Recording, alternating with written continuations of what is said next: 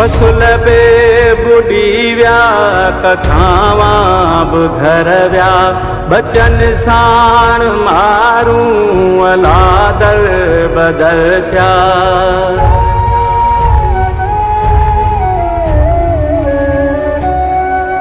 मिली कान झोली ऐं लोली अमाजी ही मासूम बचड़ा सुम्ही पिया बुखन ते ॾिसी पंहिंजा घरड़ा अखियुनि आॾो छुरंदे ही अमड़ जे अखिड़ जा ॻोढ़ा सुकी विया अटो बि लुढ़ी वियो बूंदियूं बि लुढ़ी वियूं बुखियनि ऐं उञनि जा त दाणा बुॾी विया दाणा बुॾी विया।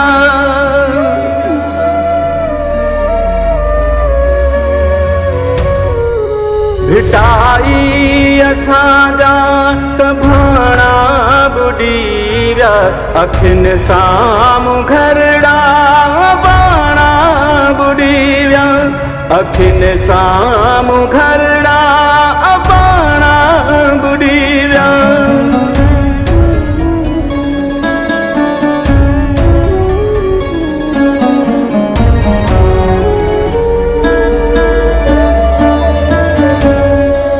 वतुन ते वरी आहे कड़की का क़यामत किथे आहे वाहुर रुगो थे पई सियासत।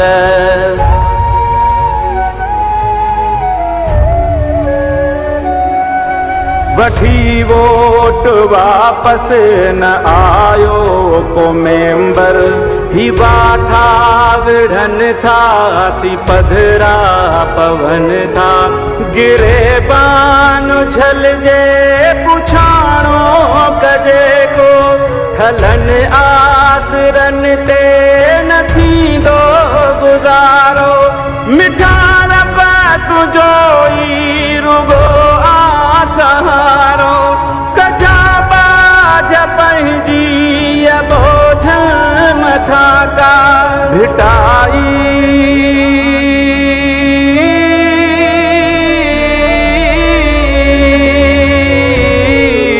भिटाई असांजा त भाणा बुॾी विया अखियुनि साम्हूं घरड़ा बाणा बुॾी विया अखियुनि साम्हूं घरड़ा बाणा बुॾी विया।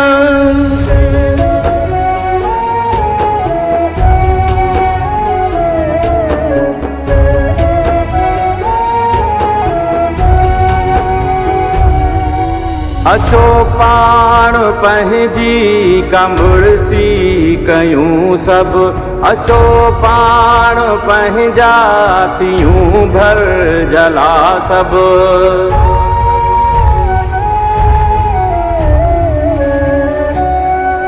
बुडल काफ़िलनि खे ॾिजनि हौसला कुझु वरी भाग पंहिंजा उजारे वेंदासीं वॾी जंग जो टे जिया पे संदीका ही जिंदड़ी ही सिंदड़ी जियारे वेंदासीं कटे रात बख्शण कहर जी कारी जिया पे जो सूरज उभारे वेंदासीं उभारे वेंदासीं।